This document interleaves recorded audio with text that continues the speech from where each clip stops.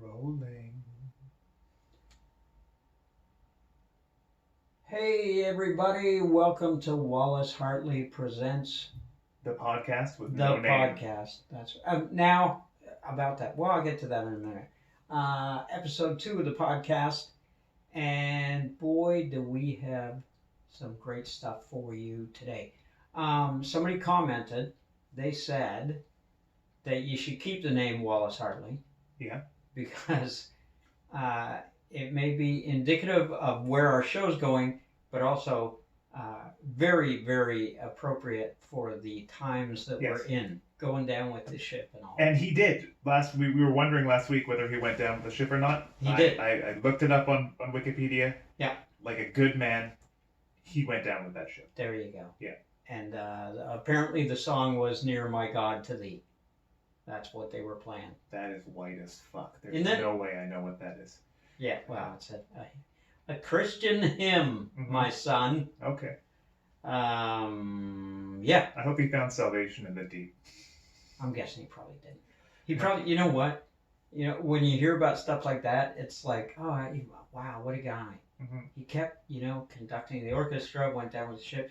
He was probably thinking, I don't have to worry about the gambling debts, or the hookers, or this fucking syphilis. I'm out of here.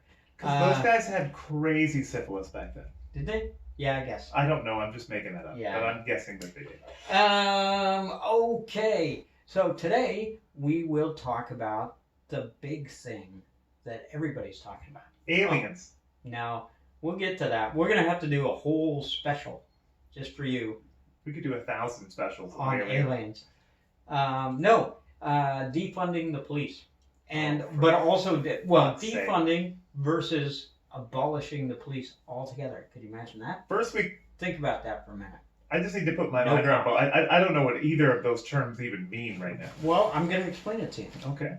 Also, it is National Indigenous Peoples Month, so I have a little short reading list for dumbass white folks who really want to help. But what about dumbass brown folks? Well, yeah, That's sure. true. Anybody. Yeah. Some good books that you can get into that'll give you a better idea of what the hell you're talking about, when to shut up, when to speak up. But yeah, and one of my favorites on that list is The Inconvenient Indian, which is a funny book. The guy who wrote it, he's a professor, but he's just great because he really he tells it like it is. But he's got a good sense of humor about it. And I always recommend that to people because white fragility, you want to ease them into it. So yeah, you don't want to be too shrill. No, you got to start with a little humor. Yeah. And so, yeah.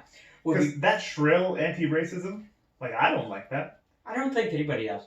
But you know what? The shrill in-your-face people are, I don't know, are they the opposite of Karens? You know what I mean?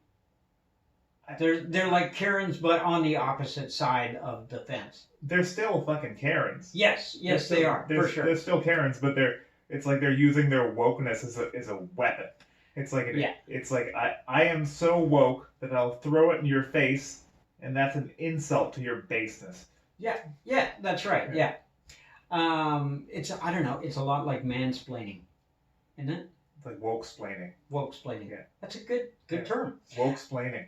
We're going to talk about that. We're going to talk about the 170 overdoses in Vancouver last week. This is June. In BC. In BC? BC. It wasn't just Vancouver? Yeah, it wasn't just Vancouver. Last week. Today is June 14th, 2020. So this happened over the last week. Yeah. Well, everybody is, focusing on defunding the police. George Floyd, I said his name correctly this week. Yes. We're learning. Black Lives Matter, all that stuff. I don't think anybody has really stopped and I haven't heard anybody talk about it for a long time. It used to be all we were talking about was the fentanyl crisis. So we're going to talk about that. We were going to talk about I hate it when this happens.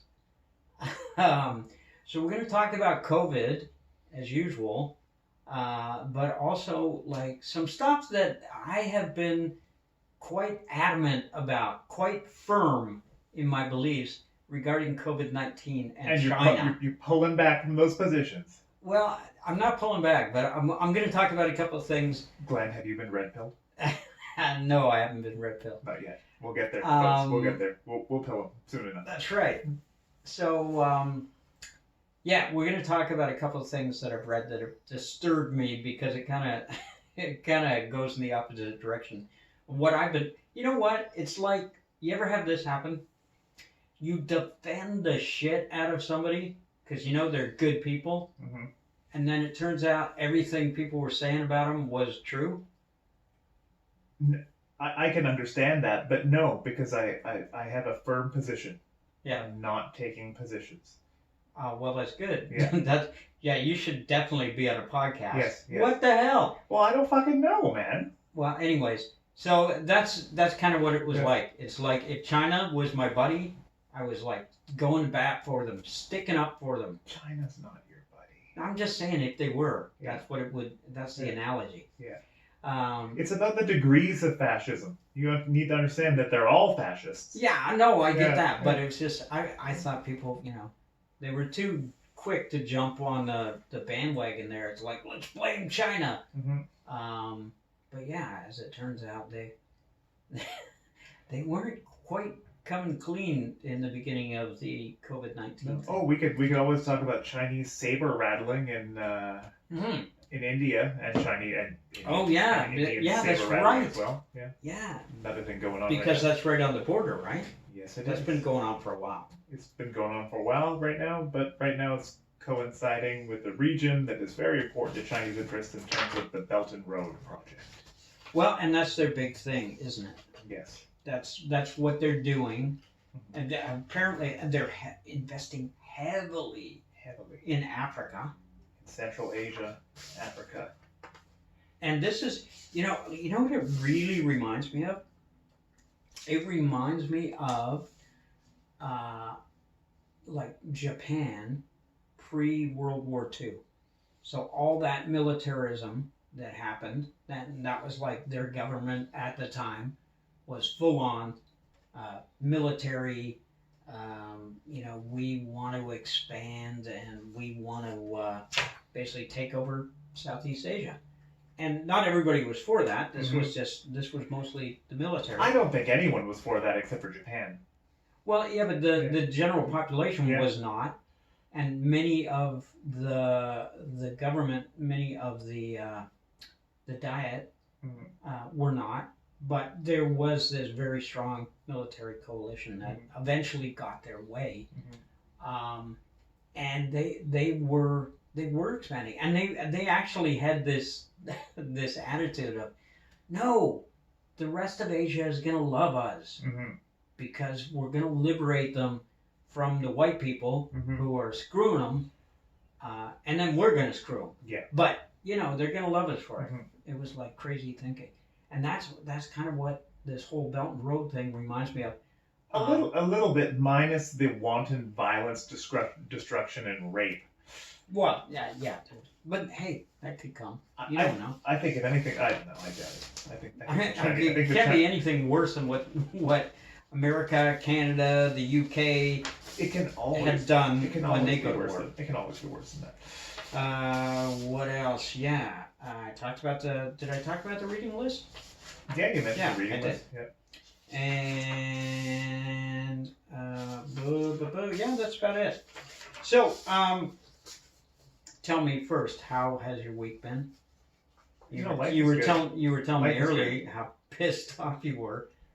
I'm sick of hearing about shit. Everyone's talking about fucking racism all the time. It's kind of annoying. Yes. It's just annoying. I turned off the news. I said that last week. I turned off the news. And then I turned it back on. Yeah, you did. That's the then problem. I turned it off. I turned it back on. And it's just it's confusing. It's like it's hard to make sense of what's going on right now when you're in the middle of the storm. I want things to settle down and then to do some analysis. It's hard to do some analysis when things that are very, very emotionally charged are thrown in your face. Like yesterday, there was another man killed. So you have the news just pounding on that case, investigating the minutia of it. And I'm not really interested in the minutia. I'm interested in more of the sort of larger themes, structural inequality. Those things are more interesting to me. I mean, we want to talk about the fentanyl crisis today, and we were also wanting to talk about defunding the police. And I've been thinking lately about the drug war. Yeah. And the drug war's sort of racist impetus, and also its effect on militarizing the police, because I think that's probably a big part of where that fucking military budget goes to in the police. I got to tell you, when I was out of the country for 10 years, when I came back in 2009, that was the first thing I noticed. Now, the downtown east side was one of my hangouts. I used to drink there on a regular basis. And the cops at the time, you know, the history of the cops in the downtown east side, like as we know it today, has never been great. But I do remember a much more community policing style, where it's like the cops who worked the downtown east side beat knew everybody. Everybody knew them. And as long as you weren't an asshole, you would not get a shit kicking. They knew who to go to when something happened. Like they just went, we'll just go talk to him. And it was just kind of like nobody got shot, that's for sure. That was not like these guys. I knew some of these cops, okay? I don't think that they had qualified on the range, like probably since they graduated from the academy. No. They spent a lot of time dropping by certain establishments and having coffee. Well, at least they had beverages in a coffee cup. But yeah, they really did know everybody. And I don't know, it was a lot. It was never great, especially if you were First Nations. But it was a lot chiller. And when I came back, so I was getting back to this, that's the first thing I noticed was the uniforms had changed. I was like, wow, they have like a big SWAT team now. Because that's what they were dressed like. Turns out that's the uniform now. Right? And I was like, why is that? And also, the attitude was very paramilitary, very like LAPD style. And I'm just wondering, where did this all come from all of a sudden? I don't know. I've had numerous altercations with the police in the downtown east side. They've all been rather polite. They usually confiscate whatever I've gone down there to procure and throw it on the ground. That's fucking annoying. Smash it and tell me to get the fuck out of there. And if they see me again, they'll arrest me. So I'll go walk around the block and procure some goods somewhere else and then leave. Well, I got to tell you, I've been cuffed on that street like 10 times in my life, never arrested. Oh, yeah, well. All my altercations with the police, I'm like Mr. Polite. Yeah. I remember one time I got very upset and almost landed like extra punishment on top because I was in court, and so I've been stuck in holding for like 2 days. It was my own fault because I missed my original appearance. And anyways, long story. But I got up there, and the guy who was, they were reading his charges prior to me, and he was like a pretty bad dude. And then when the arrest came, he assaulted the police, and he spit on them, and he swore at them, and he was kicking and tried to kick out the back window of the squad car and all this shit, right? And so I'm listening to this going, oh, I'm laughing. Because, like, I am Mr. Polite when it comes to the cops, because I don't want to get a shit kicking, because once was enough. I was like, okay, they don't enjoy my sense of humor as much as I do, so I'm going to be polite from now on. Yes, sir, no, sir, 3 bags full. And that's what I was like on this particular charge. And anyways, they gave me, after all this shit, this guy gets like, I don't know, it was something stupid like 6 months probation and time served or some shit. Me, it was like over a year, and a $700 fine. A year? Yeah, and I'm like, hang on. Yeah. What? The guy who was here before me was like, assaulted the police. You heard the report that they said, the cop even said how polite I was and cooperative. And the judge was just shaking his head, because he was like, okay, so how many times have you been in front of me? How many missed appearances have you? And just like, I'm like, okay, enough, just like stop, I get it. He's like, we've had enough of your bullshit. Yeah, it's clear that your yes sir, no sir aren't gonna fucking fly this time. The fact is, you are the Eddie Haskell of criminals, and you have absolutely zero respect for the shit that we do. So we're gonna maybe give you some.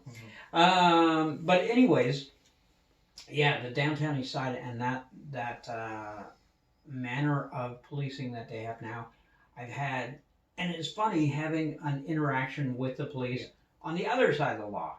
So working in substance abuse, youth mental health and addiction, like you have run-ins with the cops, and it's totally different. I meet occasionally, decent guys and decent women, depending on the force that you're dealing with.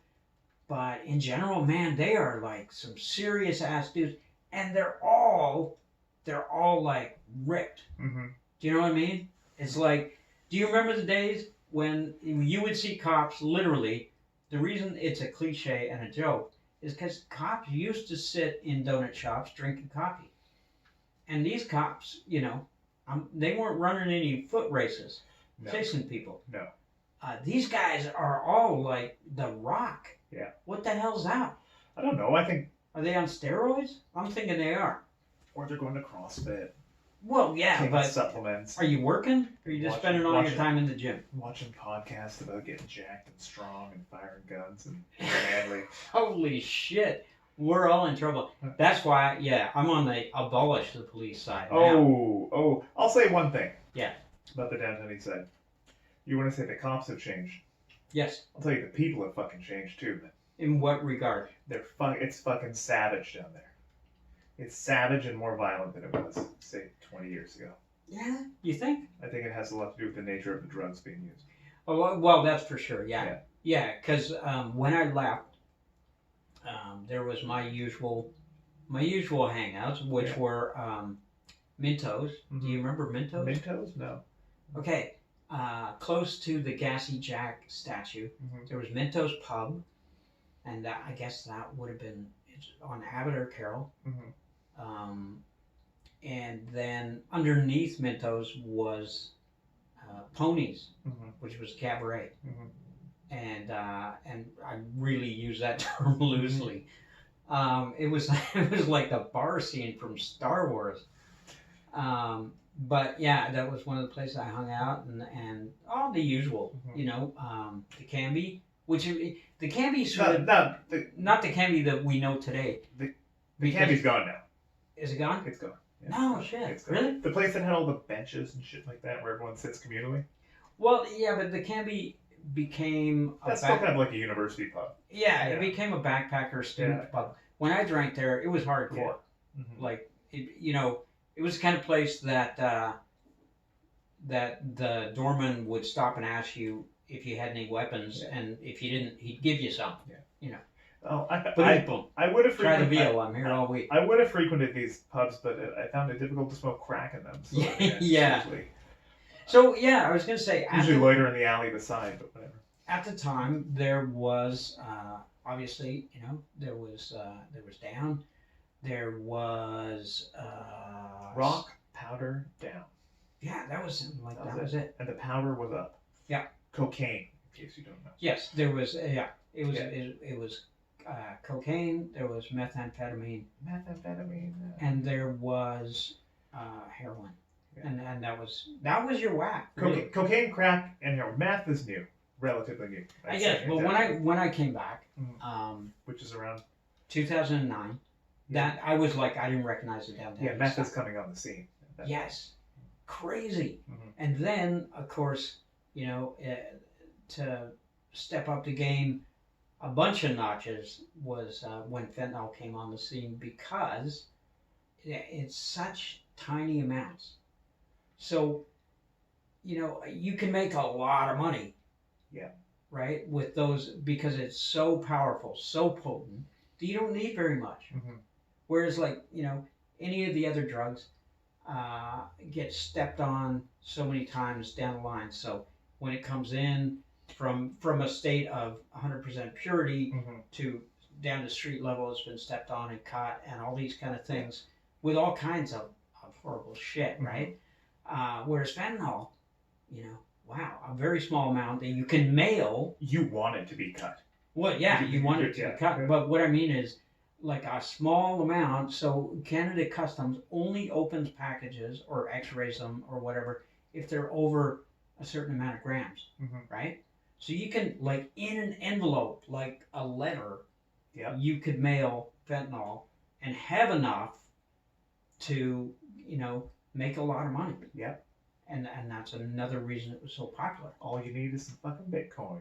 There you go. Yeah. So, and because of this, I guess you're right. I guess policing changed.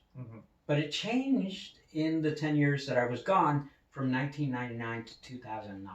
That was the crack boom. That was crack time. Those were some of my years down there. And it wasn't pretty by any means. And at that time, based on that perspective, I would say this is one of the nastiest, worst places on earth. It can't possibly get any worse, but it seems to have gotten worse, more violent.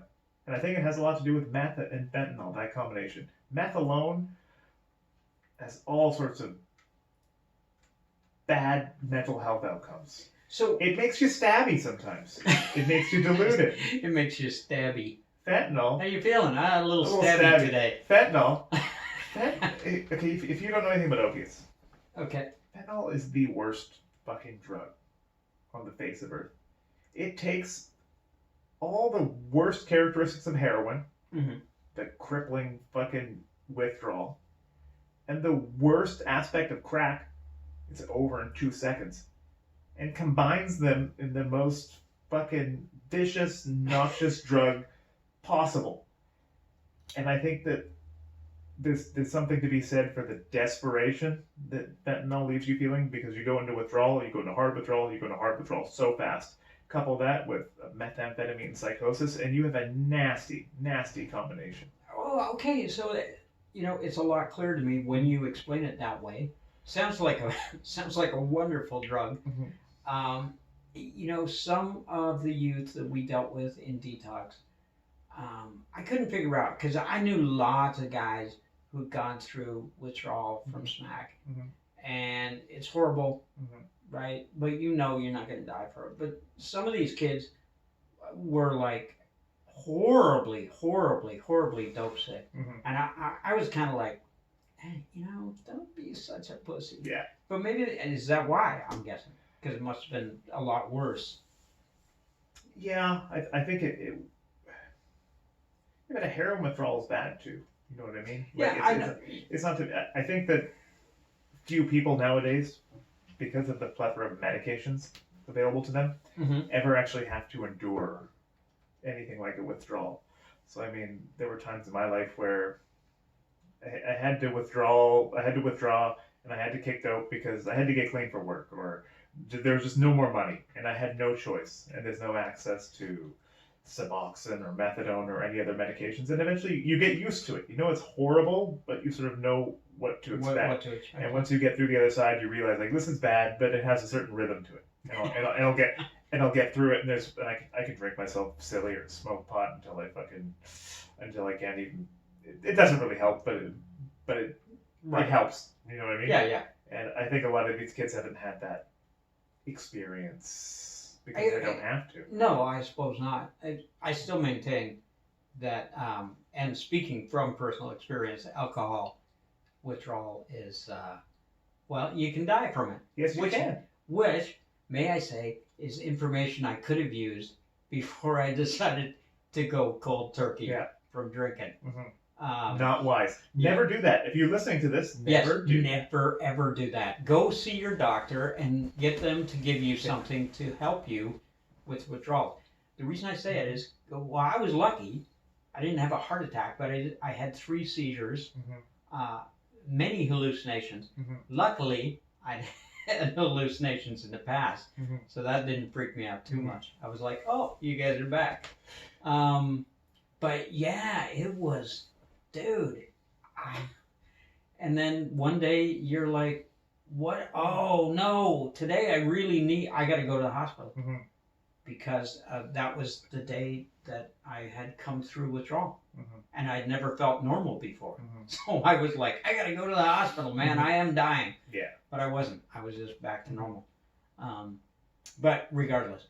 So to me, when I think about, defunding the police and abolishing the police, when I first heard abolishing, I was like, what the hell? Like, you think about the downtown east side, and all of a sudden there's no cops, right? Because that's what. Let me find it here. That's one of the things that was when people talk about abolishing the police. I'm like, then what? Like, I don't even have the imagination to comprehend what would come after that. Yeah, I'm trying to find it here. Defunding the police. Can free up funding that we can reinvest in services that provide real safety for both kinds of communities. Apparently, we only have 2 fucking communities. And this is coming from the co-founder of Black Lives Matter, Sandy Hudson, in Toronto. Not Black Lives Matter, Vancouver. The communities that are constantly exposed to police violence should not be deprived of effective safety and security services simply because more privileged communities feel safer when calling the police is an option. True. However, my thing right there when I'm reading this is, like, if it's Vancouver City Council and all of a sudden that money is not going to the police, you telling me they're going to put it, oh, we better give more money to the ACT teams? I don't think so. Do you know what I mean? There's also an assumption there that the people in social services know what the fuck they're doing and are making a difference. Yeah, don't even get me started. That's a whole show on its own. You know what I mean? It's like defund the police and then shovel money towards who? Yes, I know. Who and for what? So here's the thing, right? If you do... Also, our mayor... Stuart Kennedy? Is that Kennedy Stewart? I don't know. It's one of the 2. I live in a different municipality than you. Yes. Well, Vancouver, the mayor is also the chairman of the police board. So what is that going to look like? Mr. Mayor, we want you to defund the police because we don't think that this system is working. Okay, let me just bring that to the board. As he takes off one hat, puts on another. Board, what do you think? Absolutely not. Well, I've had a good long talk with myself, and myself told me to go fuck me. So, you know what I mean? Where is the money going? But the police isn't working? The police hasn't worked in a long time. Wait, hold on. Let me tell you. The police isn't working on the news in black communities. The police works here in fucking Burnaby. The police works great in fucking Deer Lake. The police works great in fucking West End, North Van. Works fantastic. We never fucking noticed them. Yeah, exactly. So, yeah. Everyone has money in those neighborhoods. Exactly. In many Canadian cities, including Toronto and Vancouver, police account for the largest chunk of municipal budgets. This year, the City of Toronto budgeted $1.2 billion towards police services, while the City of Vancouver invested $340 million, more than 1/5 of the city's operating budget. Vancouver City Councillor Pete Fry told the CBC this week that he received over 2,000 emails calling for defunding the police.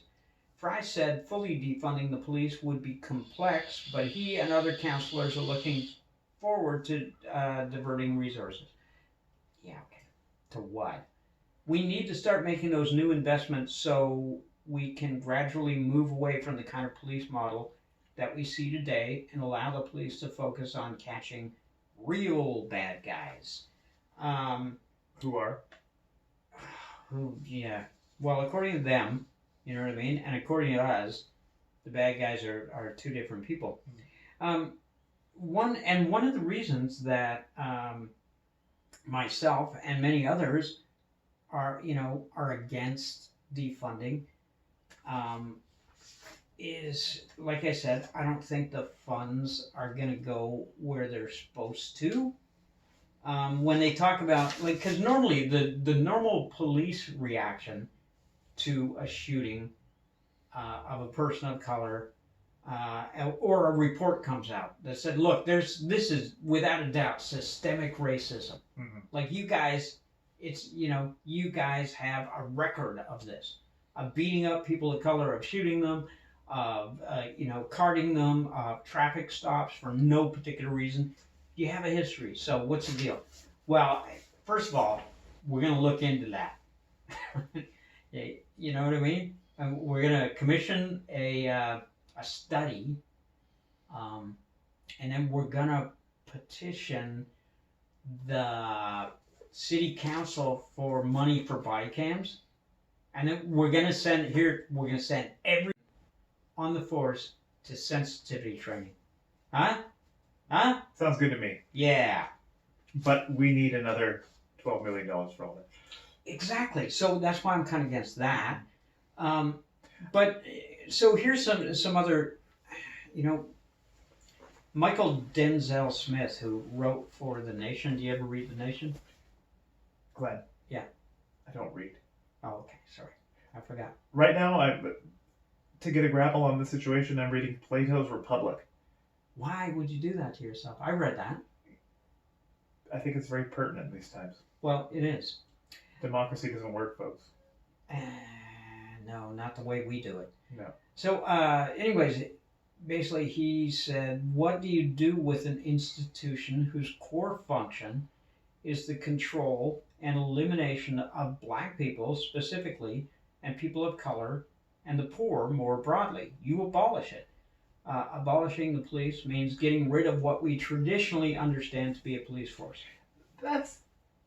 Is that the police's function, really? Well, you got to understand, from this, now this is from a HuffPost article, there's an unbroken line of police violence in the United States that takes us all the way back to the days of slavery. Oh, I thought we were talking about Canada. No, I'm just saying, I'm giving you an idea of Okay. where it comes from. I'm getting to Canada.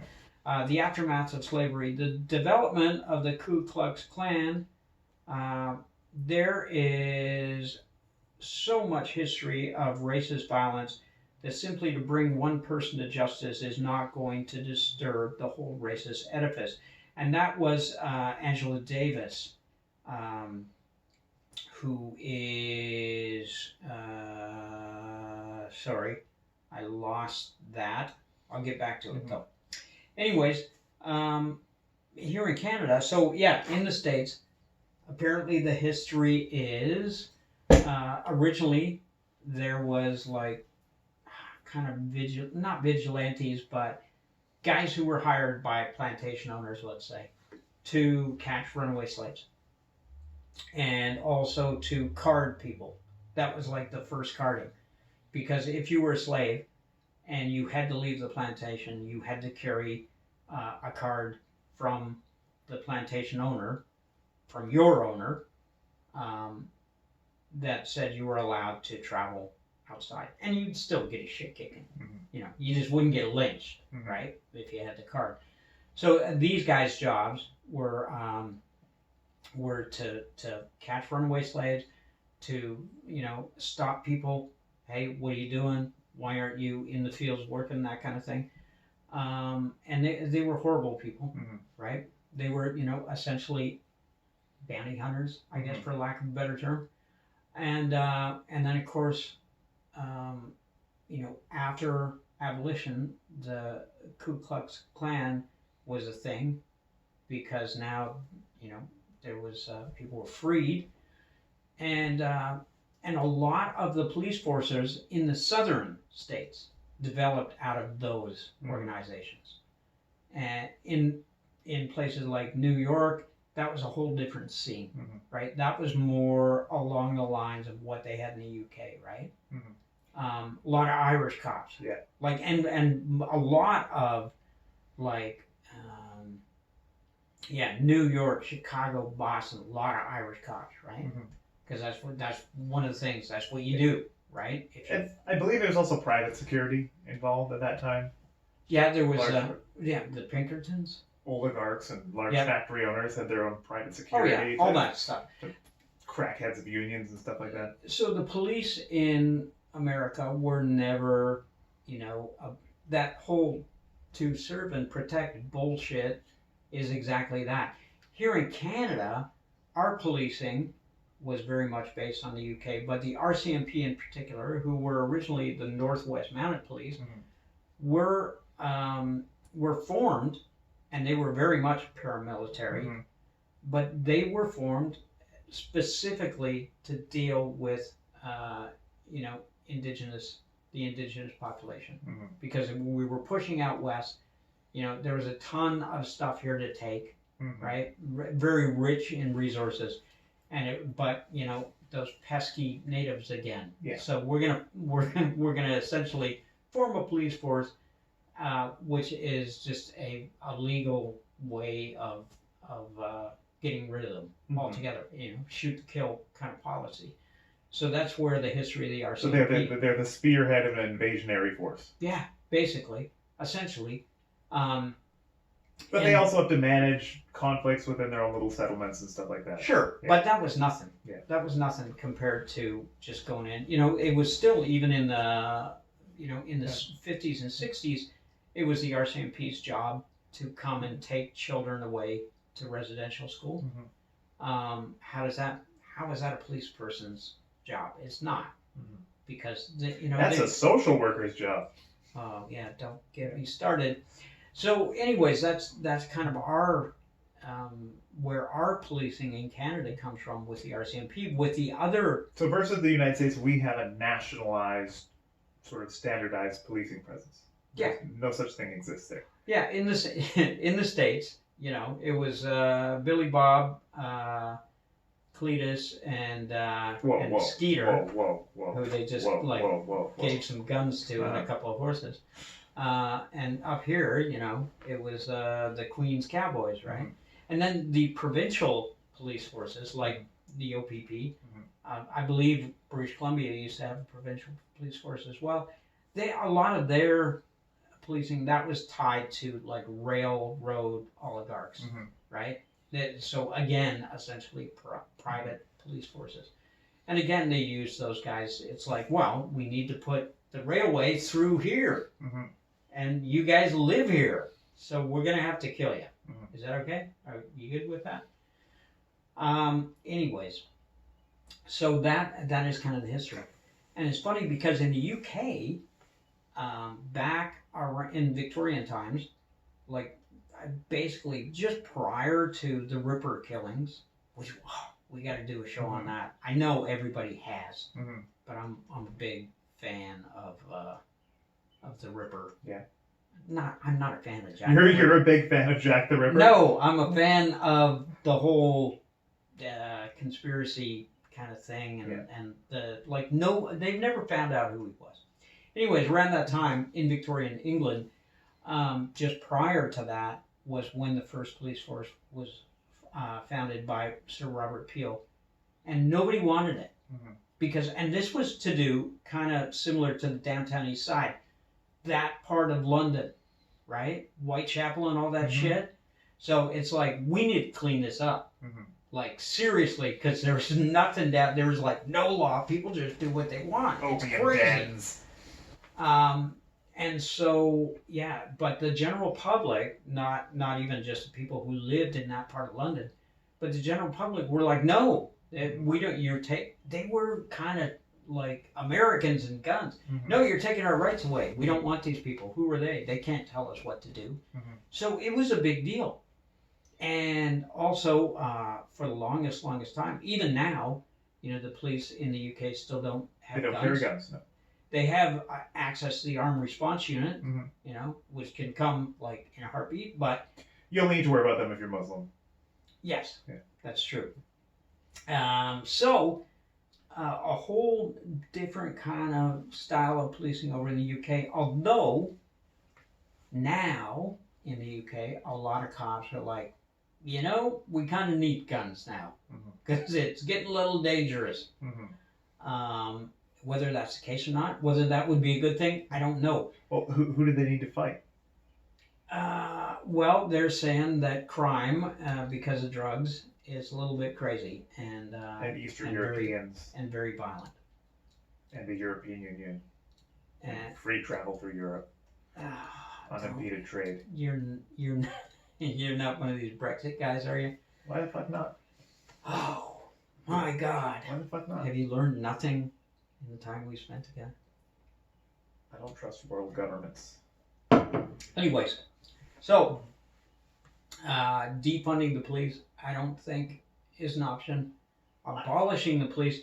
So here's my question: you get rid of the police, right? And what's that going to look like? And people are saying, well, we're not going to get rid of the police. Even if we abolish them, we're not going to get rid of them. So then words don't mean what they mean? Well, you have to think about it, right? So I have, like myself personally, have been in situations with dealing with clients who are like really in full-on psychosis and really high. And I know for a fact that if it had been a police incident, that person would be dead, right? Or things would get worse. Or they would certainly get worse. They do have that effect on you people sometimes. Oh, no shit. Yeah. So, and in all those situations, 3 situations in particular that I can think of, it was, I managed to de-escalate it, right? I'm not saying, that's, that's what I'm great at. It just... I've seen you do it. You're pretty good. But the point is, if the police had been involved, I'm sure it would have ended badly. And one of them, I know, would have ended badly. So what do we do?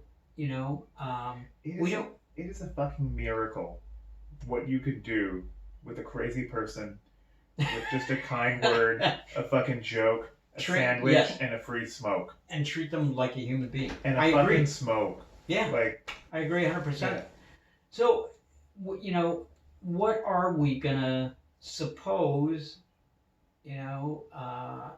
what comes out of everything that's happening right now in this whole movement? What is it gonna look like? And what do you personally, what would you call the cops for in a situation? Is there anything that you can think of? Is there anything that I would call the cops for? Yeah. If I felt like my life, my body, and the lives and bodies of my family were being threatened by someone outside our fucking door. Otherwise, I don't call the cops. Okay. And who's going to come, right? In this new iteration of... I don't fucking know. This defund the police thing is very, very, very concerning to me. Not because of the issue. I think it's probably a good conversation to have.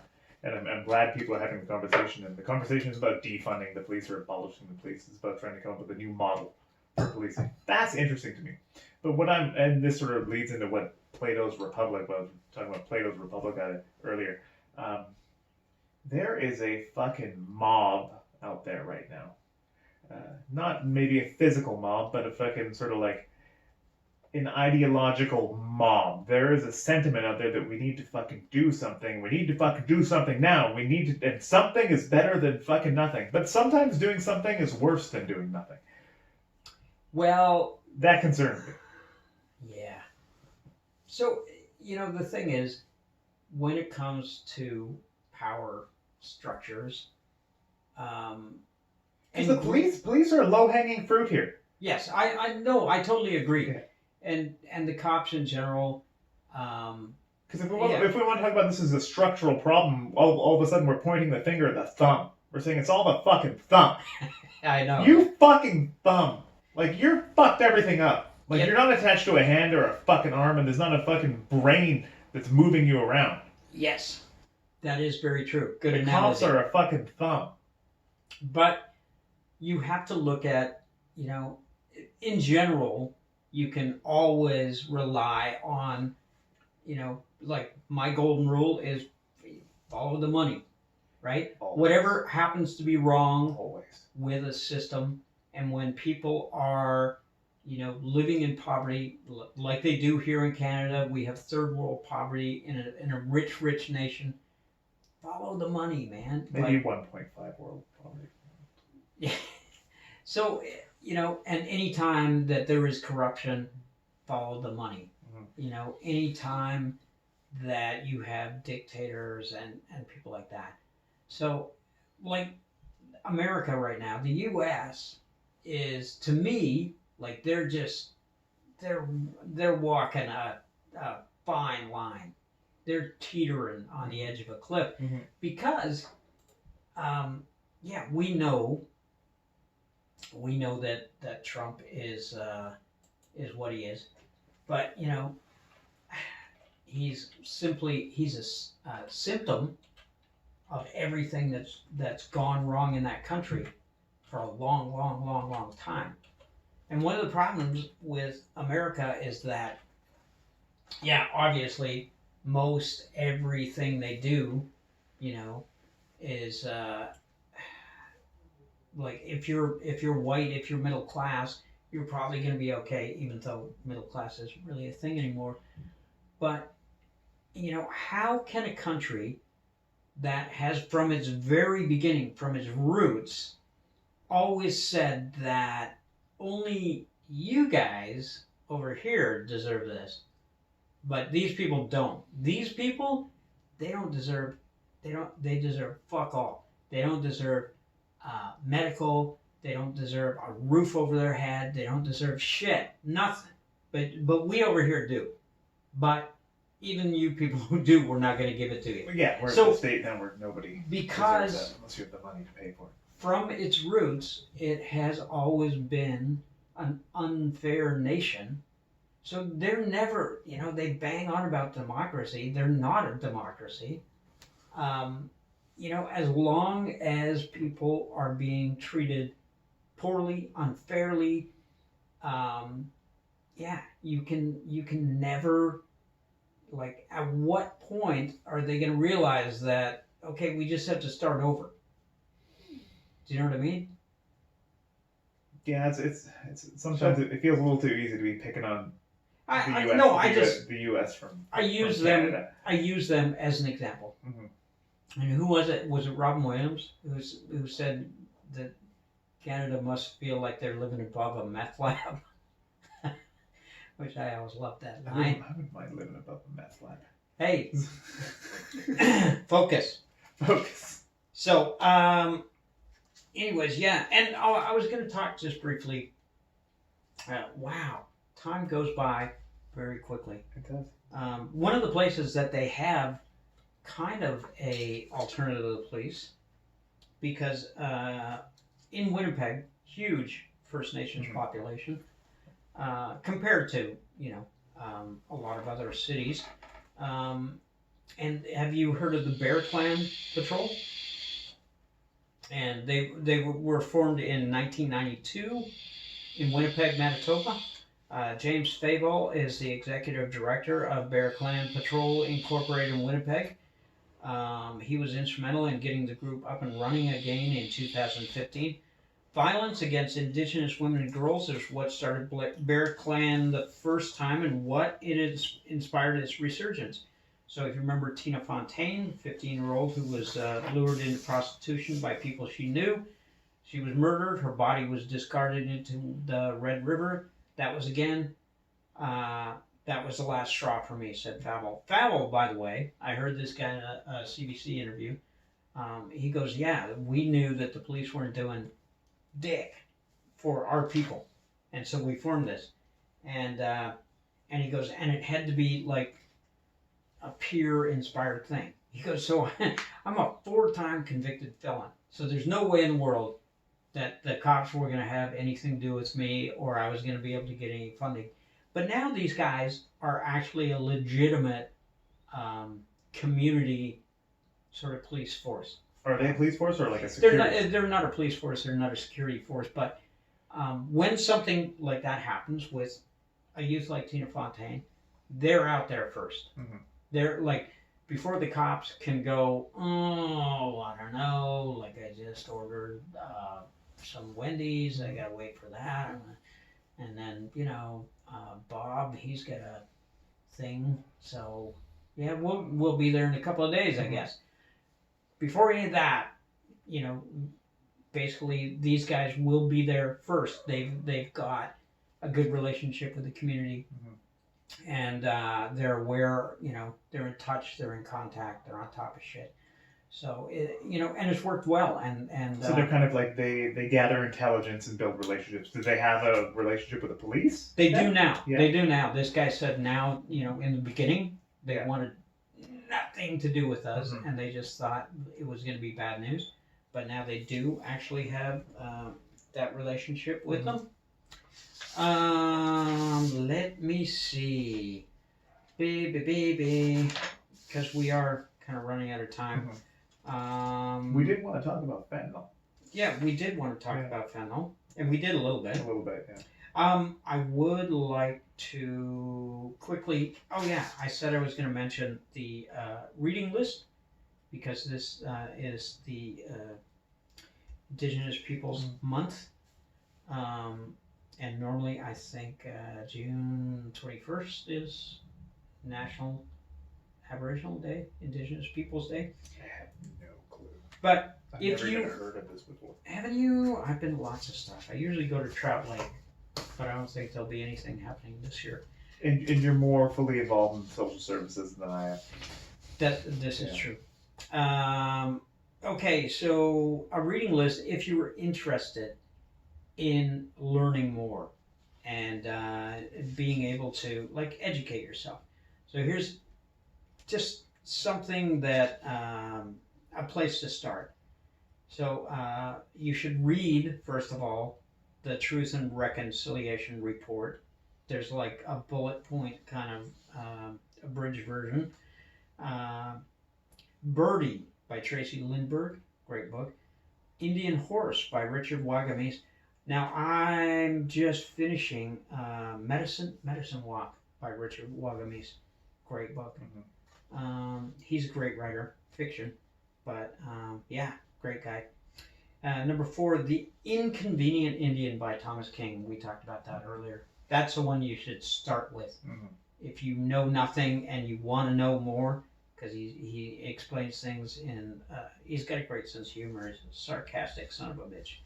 5, Up Ghost River by Edmund Matawabin with Alexandra Shimo. The Reason You Walk by Wab Kinu. Price Paid by Bev Sellers. Wenjack by Joseph Borden. Secret Path by Gord Downey and Jeff Lemire. That was that... Gord Downey from the Tragically Hip? Yes. It was like a graphic novel. Okay.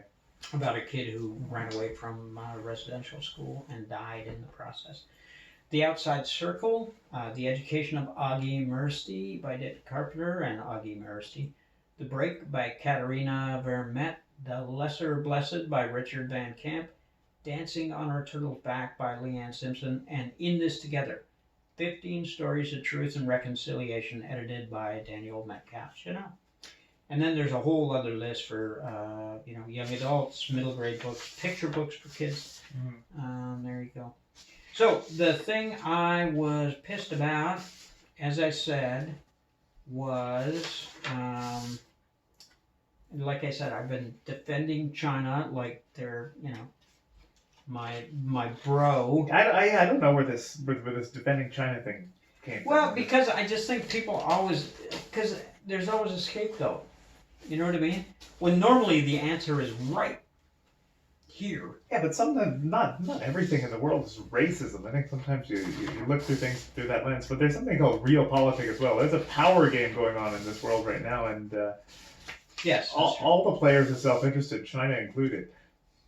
Well, yeah, very much so. So basically I said that I thought that China basically did a good job of containing the virus, COVID-19. Of course they did. Their state's musculature they're more jacked than us, and in the power they can exert over individuals. Well, I said that they did a good job of trying to keep it from spreading, because they have a huge population, and then there was a lot of stuff on the internet, like the doctor who tried to warn everybody and then mysteriously died, and I was like, oh come on, really? It's just more just dog whistle gaslighting shit, and then I started to to read a little bit more, because I was like, I have been known to be wrong. So newly released access to information documents reveal details about a shipment of deadly pathogens last year from Canada's National Microbiology Lab to China, confirming for the first time who sent them, what exactly was shipped, and where it went. Because this was one of the things people said, it's got something to do with that lab. You said the lab was like 200 feet away from the wet market. Yeah. CBC News had already reported about the shipment of Ebola and Hennepin viruses, but there's now confirmation one of the scientists escorted from the lab in Winnipeg amid an RCMP investigation last July was responsible for exporting the pathogens to the Wuhan Institute of Virology 4 months earlier. And the doctor and her husband, so the doctor is Shanggo Chu, her husband, Ke-Ding Chang, and her students from China were removed from Canada's only Level 4 lab over what's described as a possible policy breach. That's a pretty big breach. The Public Health Agency of Canada had asked the RCMP to get involved several months earlier. The virus shipments are not related to the outbreak of COVID-19 or research into the pandemic, Canadian officials said. PHAC. And all that means is it's not COVID-19 that was exported. Well, but apparently there was other exports. And then I'm reading this book right now, and it's called Age of Ambition, Chasing Fortune, Truth and Faith in the New China by Evan Osnos. And in here, so he interviews a lot of people. He's a journalist, and he talks to the new rich in China, and he talks about the history of kind of everything, and since Deng Xiaoping said, you know what, it's okay, let's go get rich. And one of the things he interviews somebody in this book who talks about how much the government covered up SARS when it first happened. And there was a lady who's a journalist in there. Her last name is Hu, and she's quite well known. She runs a magazine, and she was like, "We have to report on this." And of course, eventually, somebody from the ministry said, "Yeah, no, you're not going to talk about this ever." So, yeah, all my defending of them. Well, I could be wrong. There may have been a bit of a cover-up there.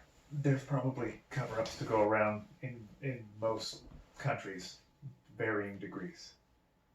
Well, yeah, but I think this is a pretty big one, like what covering up what has turned into a crazy, like deadly, pandemic. They'll fall back on what we were doing out of the national security. There would have been a stampede, and there would have been a greater panic if we had let the troops come out early on.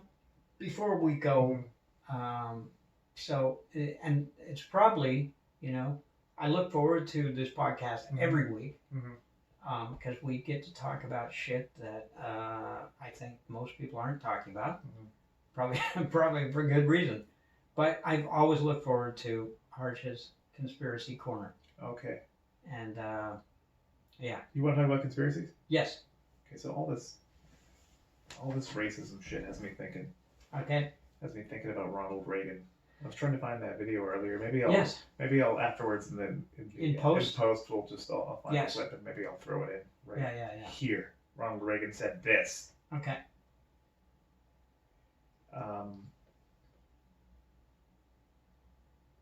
So just to recap briefly. Okay. Ronald Reagan was fucking nuts. You know that. Oh yes. He was fucking insane.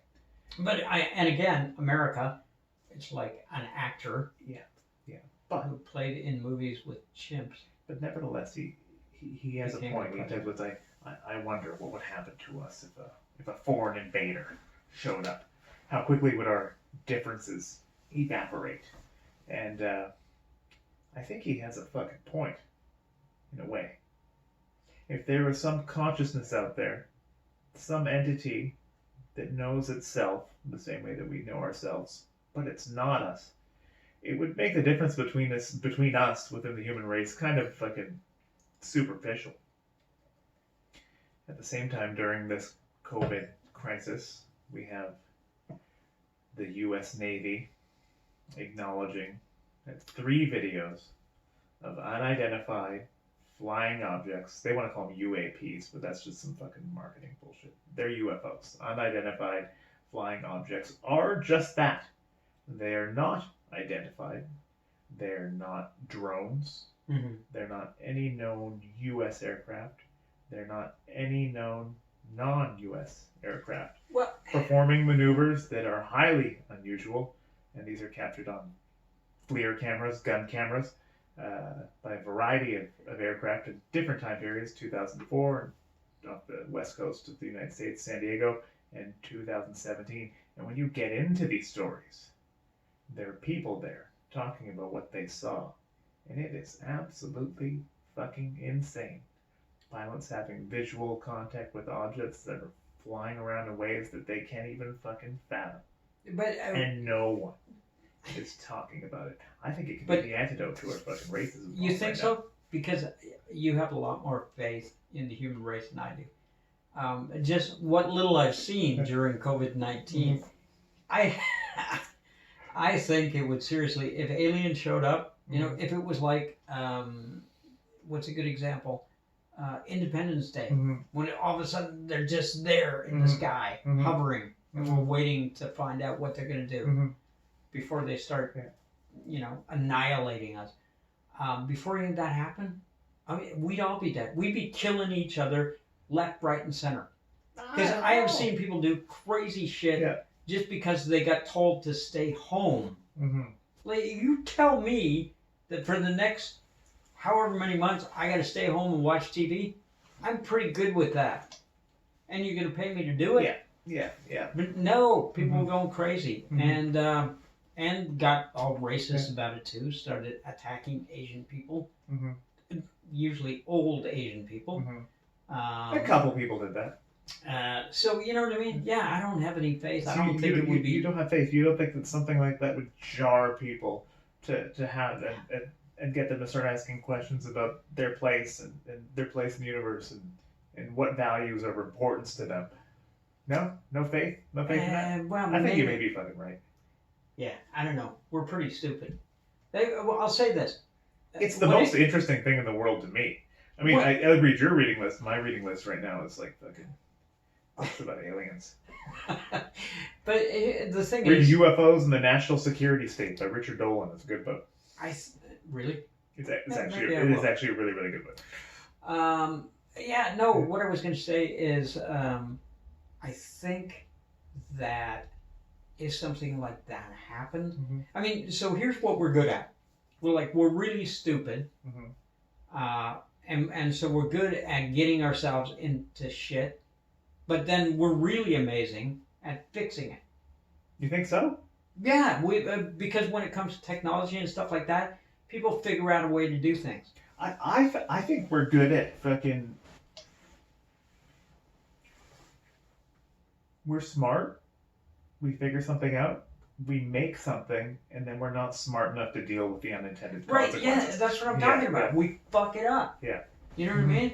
People were like, oh, there's this black gooey stuff in the ground, and apparently it can make things go. Mm-hmm. So, let's just use it till there's none left. And destroy half the fucking planet in the process. I think they didn't know that. And then when it's almost gone, we'll get really, really ugly about it. So, well, you know what? Yeah. It's that time. It is that time. My wife's saying, what the fuck are you doing? I hope everybody enjoyed this. Episode 2, Wallace Hartley Presents. I certainly did. I'd like to talk more about the whole police situation on our next episode. But I would like to delve into more about really how we deal with the drug problem in this country. Yeah, because if we want to talk about why the police get so much money, that story is tangled up in the criminality of doing drugs. Well, yeah, and that's definitely something that I'm totally 100% in favor of. You want to defund the police? Decriminalizing. Legalize fucking drugs. Yeah, absolutely. Brothels while you're at it, too. Yeah, that's a whole other one. I do agree. That's something that's come up in China recently. There's a man talking about due to the gender imbalance in the population because of the one-child policy, men don't have enough access to their God-given right to sex. Yeah. Or their fucking Mao-given right to sex. Dude. So they want to there's one man shouting off the rooftops to legalize brothels. Yeah, you're talking about a country where like people have married their sex dolls. So, really? Yeah. It's sounds racist, man. No, it's just fucking weird. So, anyways, thanks for joining us. We're going to delve a little more deeply into these topics and many, many more. Please. We're going to teach how to buy fentanyl online.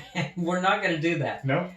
No. Okay. I don't want the cops kicking in my door. Okay. They're not defunded yet. No. They're certainly not abolished. Listen, please tell your friends. Have a listen. We're on Spotify. Soon to be on the other platforms. You can check us out on Podbean. Yeah. Also.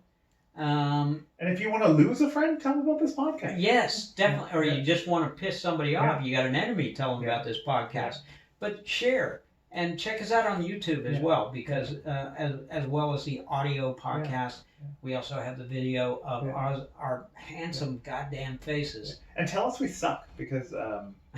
Why? I'm not on Twitter or on any social media, and I've never engaged in any like a flame war. So do they call that? Do they still call it that? They used to call it flame wars back in the day when you were online on a forum. I want to get in a flame war with one of these stupid fucks out there. There you go. You should do that. Yeah. You should get a Twitter account for sure. Yeah. And you can check it out on my Facebook page. There's also my website. Got a lot of writing on there. GlenLamont.com. But my website is actually titled. Your website's tight. How to what's it? I can't even remember what it's called. How to survive a zombie apocalypse. Oh yeah. Yeah, I think so. Anyways, I don't even know my own website's title. Jesus, Harj, that's your fault. I think it's my fault. Okay. I give you that fault. Thank you for being here. We'll see you next week. Bye. Have a listen. Tell your friends. We want to be in your living rooms every single goddamn day. Thank you for being here. Bye. Yeah.